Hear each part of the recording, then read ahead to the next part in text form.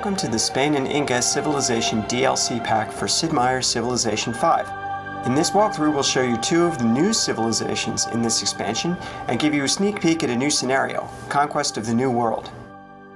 Dios bendiga a aquellos que lo merezcan. Soy Isabel de España. Meet Queen Isabella. She's back in Civilization 5 to lead the Spanish civilization. Each civilization in Sid Meier's Civilization 5 has a unique ability, and Spain's power is called 7 Cities of Gold. Spain gets a gold bonus for discovering a natural wonder, and this bonus is enhanced if Spain is the first civilization to find it. If you can bring the wonder into the borders of your empire, the bonus for these wonders are doubled. A good effective playstyle with Spain is to explore the world as soon and as broadly as possible, looking for new lands to settle in the remote corners and finding as many natural wonders as you can. You want to send ships and scouts out over the horizon as quickly as possible. Here we've got a game underway and we can show you some of the power of the Spanish Empire. Spain has two unique military units. The first is the Tercio, which replaces the musketman. The Tercio has a higher combat strength and gets a substantial bonus against mounted forces. But it's also more expensive to build, so don't plan to overwhelm your enemies with numbers. The Conquistador is Spain's replacement for the Knight. This unit is a strong scout for exploring new lands, and like all other mounted units, it has excellent speed. But its cool power is that it can settle new cities on a different continent than the one where the capital resides. So, if Spain is a broad and expansive empire, then the Incan civilization is a neat contrast, and we'll take a look at them now. Here's mighty Pachacuti, the Earthshaker. The Incans are a civilization that excels at creating impenetrable mountain enclaves. The Great Andean Road ability lets their units ignore terrain costs when moving into any tile with a hill. Also, they don't pay any maintenance costs for improvements in hills, and their tile improvements elsewhere only cost half as much.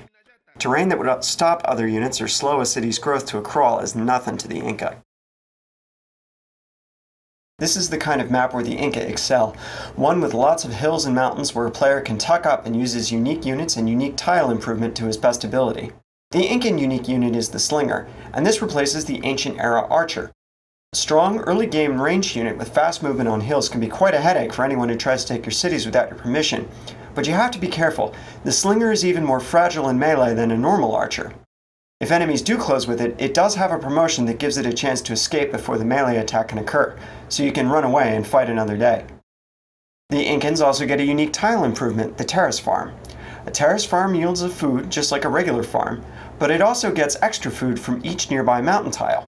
This means your farms built near mountains can be almost as productive as farms built on the most fertile river valley tiles in the game. Your cities will grow faster than any other civilizations would be able to in this kind of terrain, and if you tuck up a terrace farm surrounded by mountains, it can produce a really huge amount of food. And it looks very cool too. So you can see that between the mountains that protect us and give us food, and our Slinger unit to defend our borders, we're ready to build the Incan civilization as a citadel, from where we can pursue our victory without being bothered by the rest of the world. These two civilizations and 4 civs from Civilization 5 come together in a special scenario with this DLC called Conquest of the New World. You'll be able to play as either a European or native power. The object of the scenario is to be the first civilization to score victory points by finding treasure and bringing it back to your capital. You'll be able to create treasure from razing the cities of your enemies, or finding the legendary wonders of El Dorado and Potosi. Be careful though, scurvy will plague your ships until you build a navigational school, and once the piracy technology is discovered, then war is almost a certainty between the European powers. Native players will have to hold off against the onslaught of foreign invaders and the machinations of the other native civilizations too. And while all this goes on, time is ticking. You've only got 100 turns to win the scenario. Thanks for taking a look at the Spain and Inca DLC walkthrough for Sid Meier's Civilization 5. Good luck leading these civilizations on an epic journey to stand the test of time.